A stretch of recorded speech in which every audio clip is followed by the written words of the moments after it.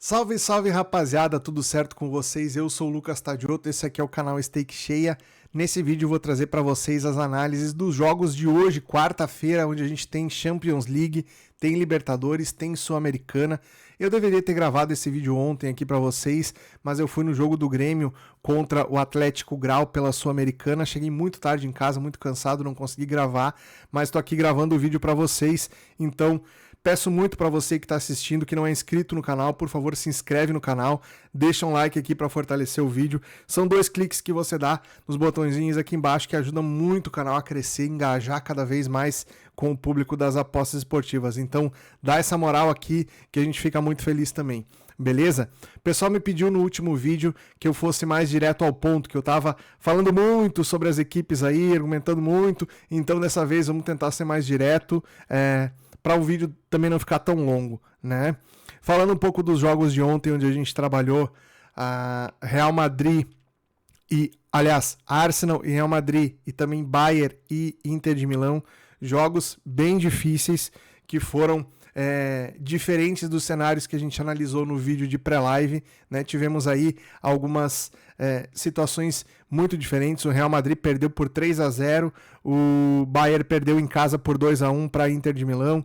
Então foram jogos aí onde a gente teve poucas possibilidades para se posicionar dentro do mercado, dentro das nossas ideias de cenário que a gente projetou. E hoje acredito que não vai ser assim tão diferente também. A gente pode encontrar dificuldade nos jogos aqui para trabalhar. Barcelona e Dortmund, PSG e Aston Villa. Falando primeiro de Barcelona e Dortmund, a gente tem aqui uma situação interessante que são alguns desfalques no time do Barcelona, tá? O Ter Stegen, o goleiro, e o Dani Olmo, para mim, são os principais desfalques aqui nessa equipe do Barcelona.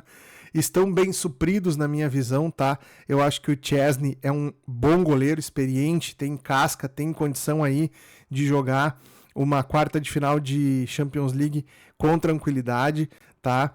Mas aqui no meio, o Dani Olmo faria, né, a diferença no lugar do Fermín López aqui. Eu acho que o Dani Olmo é mais jogador, daria uma capacidade construtiva muito melhor para o time do Barcelona, tá? Mas, fora isso, a gente tem aqui o time do Barcelona na mesma estrutura que vem dando muito certo aí na La Liga, né? E também na Champions League até aqui, né? O Lamine Yamal tá jogando muita bola, o Rafinha tá jogando muita bola. Para mim, o Rafinha aí, junto com o Lamine Yamal, com o Mbappé, são os jogadores aí mais cotados para serem o melhor do mundo na próxima escolha, né?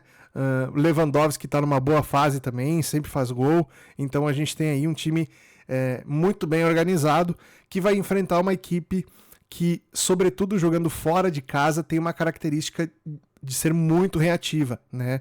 O ADM é um jogador que joga com muita velocidade, né? O Brandt é um jogador muito importante nessa estrutura também do Borussia Dortmund.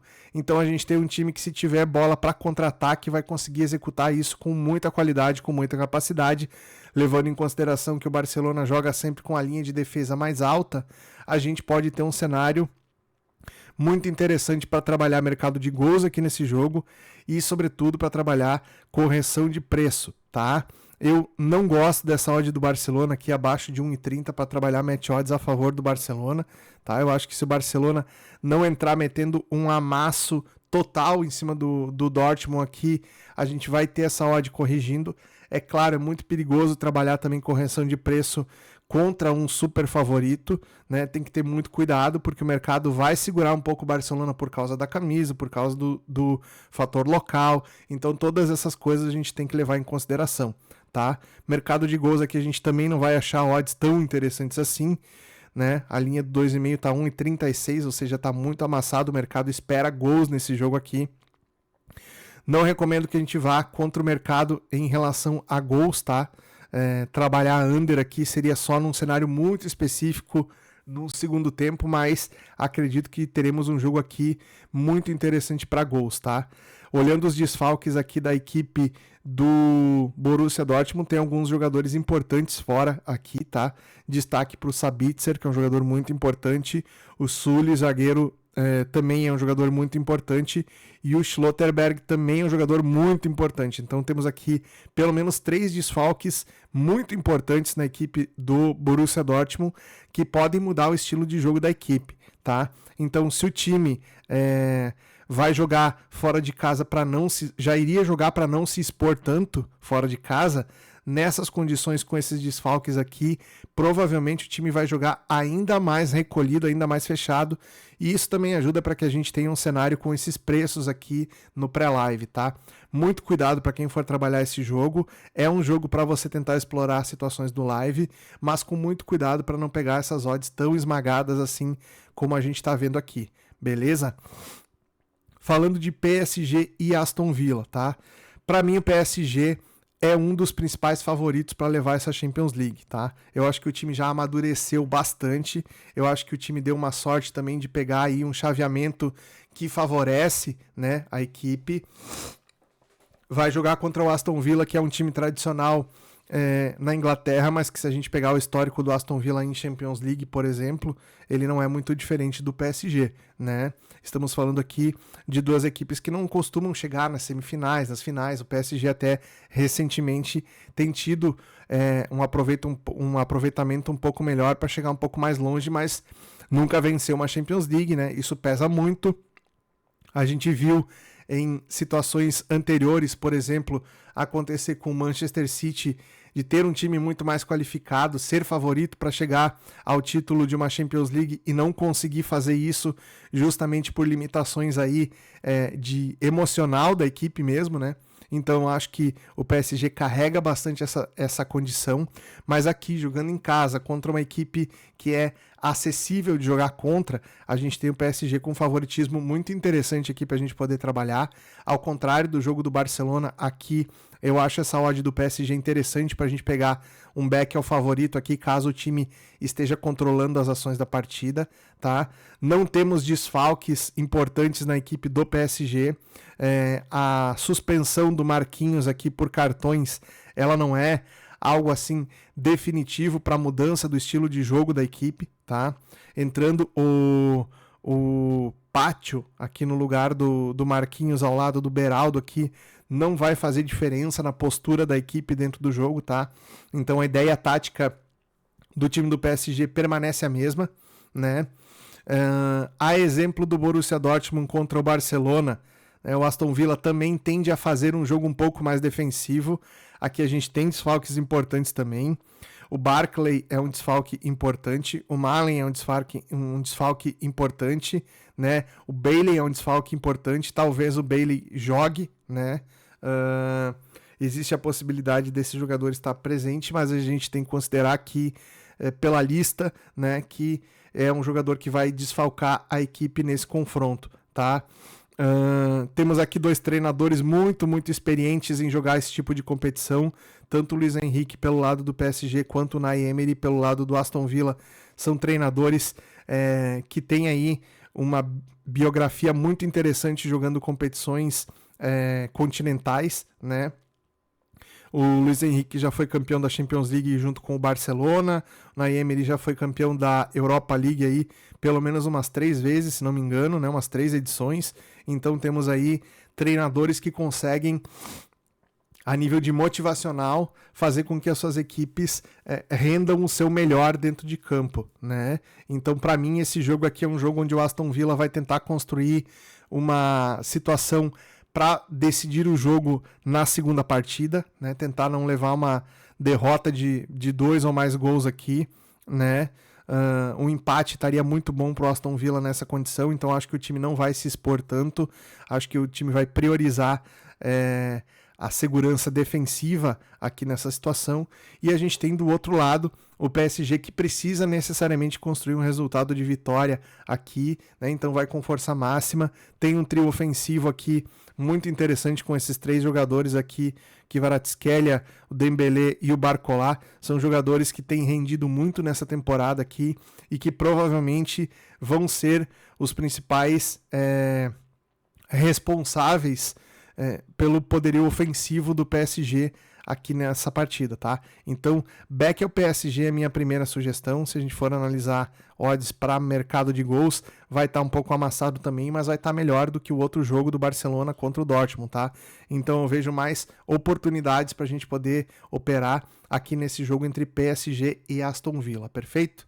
Bom, falando agora de Libertadores e Sul-Americana. Vamos tentar pegar por ordem de horário aqui. A gente tem o primeiro jogo entre Nacional e Bahia. Nesse grupo aqui também estão o Inter de Porto Alegre e o Nacional, o Atlético Nacional da Colômbia, né? Um grupo, para mim, bem equilibrado na Libertadores, onde a gente teve aqui, na estreia, se não me engano, um empate entre Inter e Bahia, exatamente. Inter e Bahia empataram aqui, e Atlético Nacional e Nacional do Uruguai, o Atlético Nacional venceu, lidera o grupo, portanto, né? Então a gente tem aqui uma situação onde o Bahia e o Nacional vão se enfrentar aqui para tentar construir uma situação de segunda colocação no grupo, tá? Levando em consideração que o Inter e o Atlético Nacional vão jogar na quinta-feira amanhã, então esse grupo ainda pode sofrer modificações ainda, mas aqui, para esses dois times, que são os dois times que estão indo na terceira e na quarta colocação, vencer é obrigatório, tá? Então, a obrigação é maior para o Nacional do Uruguai, que joga em casa, que perdeu a primeira partida, que precisa somar pontos aqui dentro dos seus domínios. O Bahia vai sofrer toda a pressão de jogar um jogo de Libertadores fora de casa, num ambiente muito hostil, num fator local muito pesado do adversário. Provavelmente vai ter que tomar bastante cuidado nos minutos iniciais para entender como é que joga o time do Nacional. O time do Nacional é um time que, mesmo não tendo tanta qualidade técnica, gosta de tentar se impor contra equipes brasileiras quando vão jogar lá, tá? Então o time do Bahia vai ter que ter muito cuidado, muita precaução defensiva para enfrentar o Nacional do Uruguai nessa partida aqui. O lado bom desse time uruguaio, no caso o lado bom para o Bahia, é que é um time defensivamente muito frágil. A gente pode pegar o histórico do Nacional aqui nos últimos jogos que o time disputou. Aqui temos uma vitória por 4-0 contra o Cerro Largo fora de casa. Aqui perdeu para o Atlético Nacional por 3-0. Perdeu para o Juventude Las Piedras por 2-1. Empatou em 2-2 contra o Liverpool do Uruguai. Empatou em 1-1 contra o Plaza Colônia. Né? Venceu de 1-0 o Racing de Montevidéu. Empatou em 3-3 contra o River Plate do Uruguai. Ou seja, se a gente pegar o histórico no campeonato uruguaio e também nas competições sul-americanas, aqui no caso a Libertadores, o Atlético Nacional frequentemente toma gol das outras equipes, tá? Então é um time com a defesa bastante vazada. Isso a gente tem que levar em consideração, porque o ataque do Bahia hoje é um ataque muito qualificado, é um ataque que tem jogadores com potencial de definição muito interessante, tem uma bola parada muito forte com o Everton Ribeiro, né? Então o Bahia tem todas as características para pelo menos marcar gol fora de casa contra o Nacional do Uruguai. Fazendo isso, já abre os caminhos para construir daqui a pouco aí pelo menos uma pontuação, se não uma vitória, um empate aqui, o que seria muito bom para o time do Bahia, para se manter na briga aí, levando em consideração que o grupo é muito equilibrado, né?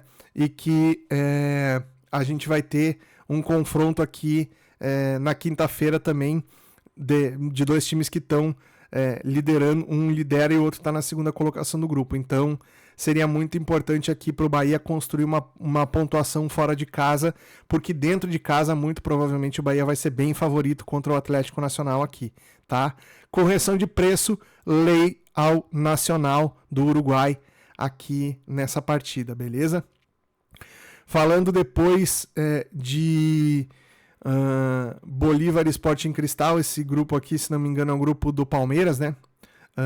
Vamos ver aqui como é que tá a classificação exatamente. O Palmeiras está em segundo com 3 pontos, o Cerro Porteño está em primeiro com 3 pontos também.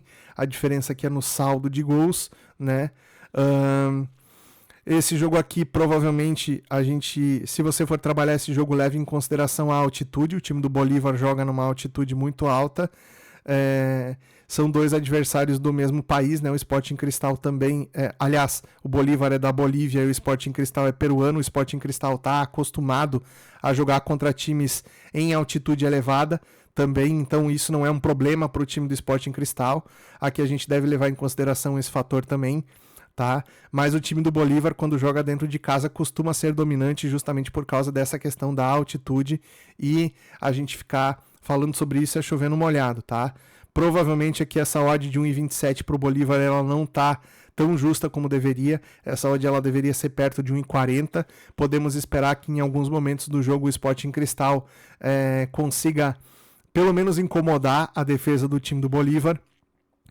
Tem que tomar cuidado para pegar correção de preço nessas odds aqui, mas é muito mais tranquilo você pegar a correção de preço em lei a um super favorito, no caso do Bolívar aqui, do que pegar uma correção de preço em lei super favorito no Barcelona, lá na Champions League, contra o Borussia Dortmund, tá? Então, leve em consideração esse tipo de cenário quando você for operar em jogos dessa categoria aqui na Libertadores, tá? Pelo mesmo grupo, Palmeiras e Cerro Porteño, no mesmo horário, inclusive, né? Palmeiras venceu a primeira partida e tende a construir um resultado interessante também nesse jogo aqui, odd de 1,33 para o Palmeiras. Deveria estar um pouco mais alta também, porque o Cerro Porteño é um adversário que incomoda, é um adversário que sabe jogar de forma reativa, né? Tem uma boa estrutura defensiva aqui o time do Cerro Porteño, né?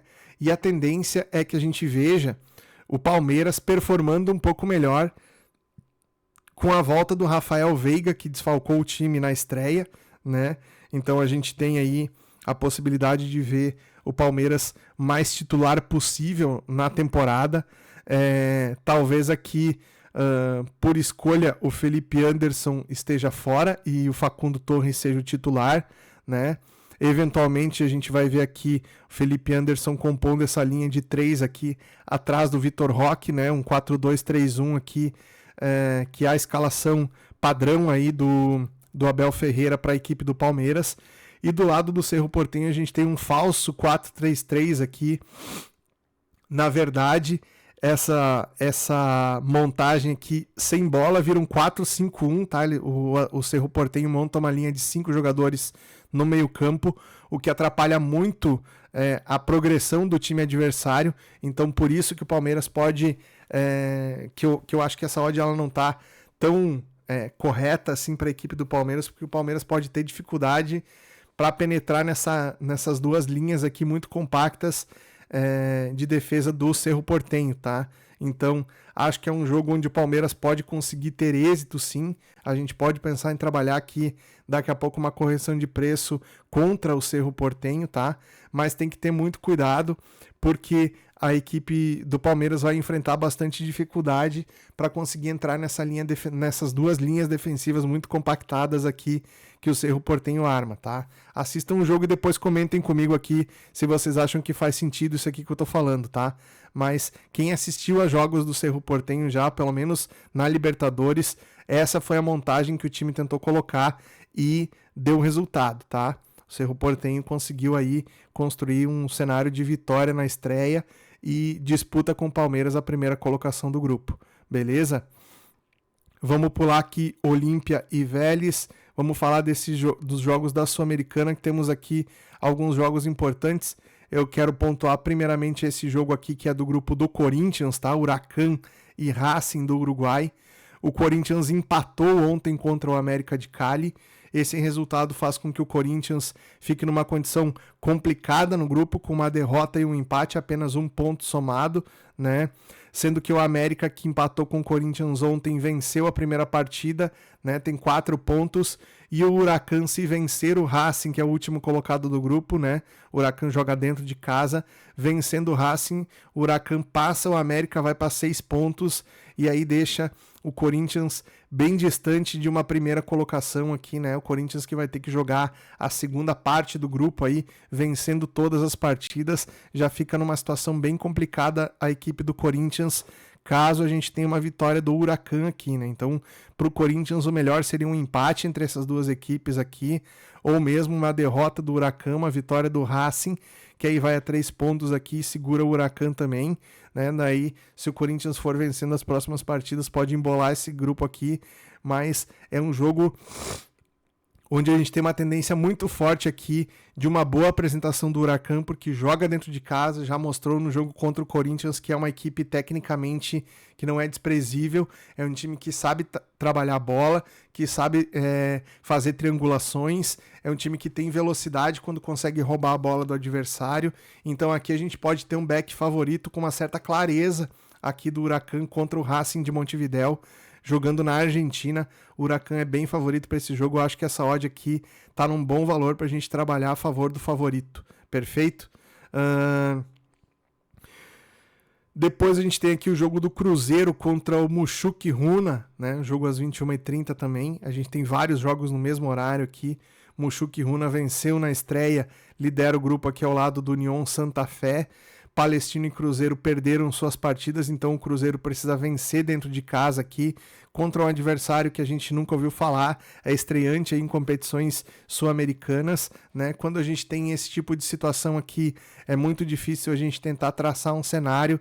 Obviamente o time do Cruzeiro vai ter um favoritismo aqui, tecnicamente é muito superior, joga dentro de casa, enfim, mas a gente tem toda a questão que hoje confrontos de Libertadores e de Sul-Americana, mesmo contra times mais desconhecidos assim, a gente não pode cravar de cara um vencedor para esse confronto sem analisar que o time que vai jogar como visitante vai jogar bastante fechado, vai tentar dificultar bastante a vida dos atacantes adversários, vai fazer muita falta, vai tentar quebrar o jogo, vai tentar fazer de tudo para que o time da casa, nesse caso aqui, não consiga desenvolver o seu melhor futebol, né? Hoje em dia não é como era antigamente, onde as equipes não se estudavam. Hoje existe uma análise muito aprofundada do time visitante que vem jogar contra os brasileiros aqui. Então, não espero que o Cruzeiro tenha vida fácil aqui, que goleie esse time aqui, mesmo sendo um time desconhecido. Acho que vai ser um jogo para o Cruzeiro conseguir uma vitória sim, conseguir somar 3 pontos, mas não por um placar tão elástico assim. Eu não vejo o Cruzeiro, ainda mais pela fase que o time vive, né?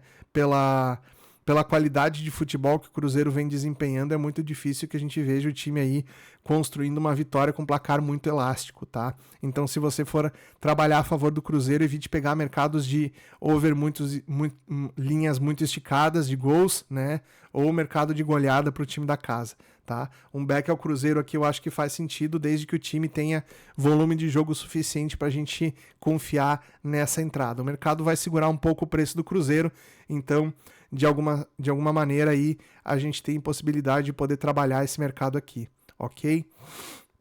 Bom, vamos ver se eu esqueci de alguma coisa aqui interessante. Esses aqui foram os jogos de ontem, vamos ver aqui. Para hoje a gente também tem. Bom, era isso. Acho que a gente não tem mais jogos tão interessantes aqui. Os outros jogos que envolvem grupos que não tem brasileiros aqui não vale a pena a gente comentar. Então era isso, pessoal. Aqui tá as análises para os jogos dessa quarta-feira. Se você gostou, deixa o like, comenta. Lembrando sempre que a gente está aí com a Superbet aqui no canal. Se você não tem conta na Superbet, o QR Code para você criar sua conta tá aqui embaixo no vídeo e o link também está na descrição e fixado no primeiro comentário. A gente tem uma casa de apostas muito bacana, com uma usabilidade bem interessante e super cotações para a maioria desses jogos que eu comentei aqui. A gente vem fazendo um trabalho aí para pegar as super cotações dos jogos dos times brasileiros na Libertadores, né? E a Superbet tem se mostrado aí uma casa bem interessante para a gente poder fazer esse movimento, tá? Então, se você não tem conta na Superbet, você pode criar sua conta escaneando o QR Code ou clicando no link aqui abaixo, beleza? Um grande abraço, nos vemos no próximo conteúdo. Até lá!